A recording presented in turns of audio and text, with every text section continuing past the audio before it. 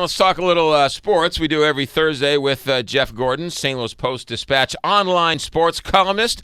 Your tip sheet, Jeff Gordon, you talk about Sam Bradford. This is the first time, this is his fourth year, right?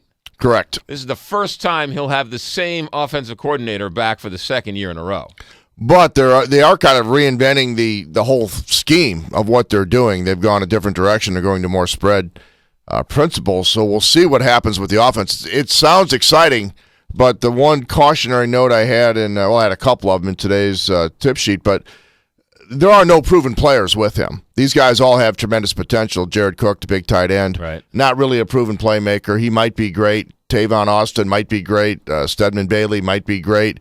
Chris Givens, Brian Quick, Isaiah P., Darrell Richardson. These guys might be great, or they might not. So it's going to be, let's see how it all comes together, and let's see how fast they grow this season versus Sam's got to win or else this season. Is the conventional wisdom on Sam Bradford that he has all the skills and he has all the tools, he just hasn't had anybody around him? That's the argument that his supporters would use. I do think he has a lot of responsibility to become better in those critical situations and make that difference. I don't think he'll ever live up to that contract. It was a stupid contract, the last one given to a quarterback like him. Right. I don't think he'll ever be that guy. He may never be the first overall hype guy. He may never be quite that guy. But I think he can be a very good quarterback. Some people will never be satisfied because, A, he got all that money, and B, he got picked first overall. And the spread offense, they can do that because Steven Jackson isn't there. They can sort of have more speed players that can sort of play that offense better than what they were doing. I think Fisher, by nature, wanted to grind it out. And when he had Jackson, that was logical. He had Chris Johnson in Tennessee did that too. But he looked around the league and he saw what's working. So they went out and got speed. And, this Cook kid can fly for a tight end. The wide receiver, Austin, fastest guy in the draft. Givens last year, fast guy. Said, okay, let's spread out the offense, do what Sam did at Oklahoma, which was not quite Missouri crazy spread offense at Mizzou, but a very successful spread offense that we're seeing teams like Philadelphia go to in the NFL. We'll see what happens. All right, quickly, couple of notes about the Blues. I guess the story of this series was they lost 4 straight, but the angst going on in goal behind the scenes. What's that whole story about? Well, Yaroslav Halak was disappointed that he didn't get a chance to reestablish himself as the number one goaltender, but they ran with Elliott down the stretch. Halak said, I'm ready to go. Hey, teacher, I know the answer, and did not get called on. And so he had a conversation with Ken Hitchcock, and frankly, going forward, I think their best option is to try to trade Halak, go with Brian Elliott, who took over down the stretch, Jake Allen, who saved him during the season, take the savings and apply it to some offense. Do we have any idea how bad that conversation was? I mean, some people said it got pretty heated. They're hockey players, so there was swearing involved. And there's a swearing when they're ordering a sandwich. Yeah, like Hitchcock said, look, this is the kind of stuff that happens all the time. Unfortunately, in this case, it was outside the locker room instead of inside, so some people saw it. Gotcha. All right. But you know what? When it was all said and done, that series could have gone either way, right? I mean, it was scoring a goal with 1/10 of a second left in the second period of that final game. They were two evenly matched teams. They were the one team, the Kings, defending champions, just that little bit extra, having won before, and the goaltender was a little bit better. But, yeah, not much separating the teams. To me, it wasn't a big tragedy that they didn't win. It was a tough matchup. They played very well. They extended the Kings. They just couldn't quite beat them. Jeff Gordon with us, St. Louis Post-Dispatch sports columnist, joins us every Thursday here on the Big 550 KTRS. Let's switch to our hometown Cardinals. They're making a case that they are the best team in baseball. They've got a soft spot in their schedule, and they're taking advantage of it. Their pitching's held up. Now Westbrook's injured, but the rookie Gast won a game. I thought they have a better bullpen at Memphis with the guys down there than the Mets have at this level. They have that kind of depth. That speaks badly of the Mets, but also well of the Cardinals. Yeah, actually, it doesn't really speak all that well for the Cardinals. It just says how bad the Mets are. Well, there's that, yes. What's amazing to me is how were they able to get all – there's no baseball team in the last 10, 15 years that has stockpiled this type of pitching. I mean, this is unbelievable. Some of that's luck, of course, because they got some of these guys like Trevor Rosenthal pretty far into the draft, and he wasn't throwing that hard when they drafted him. But there was a commitment to add pitching. It's so hard to buy pitching. Mark Mulder, a good example. Right. Bought Mark Mulder, he broke. They really made a commitment. Bill DeWitt on down. We're going to really develop our own pitching as best as we can. Use all of our resources to get more and more and more pitching, and we'll pay top dollar if we have to.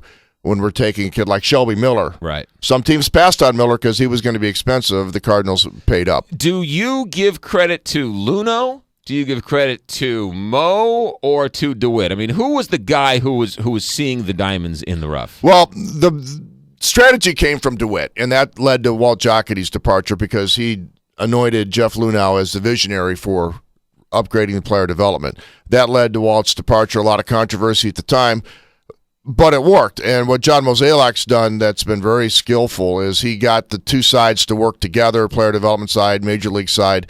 He smoothed out a lot of rough parts, and then Luhnow's people did a great job. Now Jeff's in Houston trying to turn that team around, and the Cardinals are just trying to build on what Jeff and his people did. Right, yeah. You wonder how if it was a three-legged stool, now that one of the legs is gone, it's still too early to tell what the departure of Luhnow really meant to the development of the Cardinal players. There are a lot of people in the organization that are eager to prove that it wasn't just Jeff, because Jeff was very good about making sure that he took some credit for it.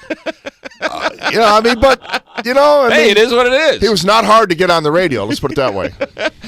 He had the Chet Pleban disease, is what you're saying. He was always there, on call, ready for you. Position players, though, they've got an eye for position players, too. I mean, they've got some good, solid players coming up through the ranks as well. One thing they did that was interesting, and some teams disagreed with their approach, but they drafted a lot of productive college players. And the argument against doing that is, well, there's not a lot of growth potential. They are what they are. But, boy, John Jay, pretty good player. Alan Craig, pretty good player. They got it. And David Freese was a guy they acquired, a smart move by Mozeliak, college player. Their approach was counter to what a lot of people thought was smart, but they got a lot of guys that rose quickly and helped the team. I was reading your colleague's column, Bernie Mickles' column, and he has a quote in there or a fact in there that I did not know, and that is when Branch Rickey was the general manager of the Cardinals, Major League Baseball forced him to release players to give these players an opportunity to play. Did you know this? Well, remember the old days of the reserve clause, certain franchises could hoard players, and they had a lot of farm teams. It just kept going. It was an endless supply of players, and certain teams were able to hoard players. I wasn't as familiar with him being forced to release guys because it would just be out of fairness. Right. But yeah, a good organization back in the day could hoard a lot of players and guys, and just to keep them away from another team. So they would keep. You're not allowed to play for us, but you can't play for anybody else. We're not else. letting you help somebody else, right? We're just going to bury you, and why? Well, because we can. The rules allow it. Pretty crazy. Today, the Cardinals go for the sweep. The Mets are not a good team, are they? No, and you caught them at a good time or a bad time if you're a Mets fan.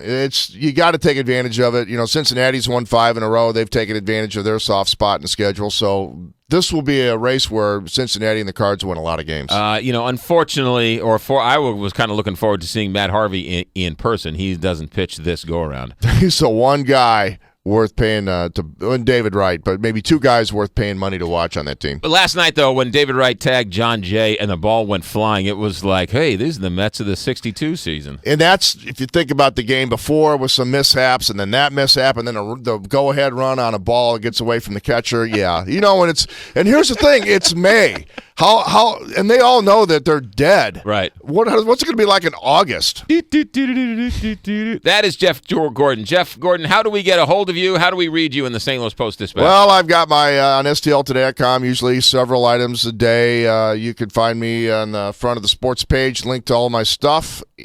Come on down. And you can be seen here Thursdays at the McGraw Show. Also now lives at STLtoday.com/McGraw. And that video will be up and running. So if you missed any and all part, or you want to hear the brilliant sports opinions of Jeff Gordon, it will live forever on the internet. Well, there you go. Somebody can see my face, and it probably ruins their day. But there you go. What are you going to do? Thanks for coming in, Jeff.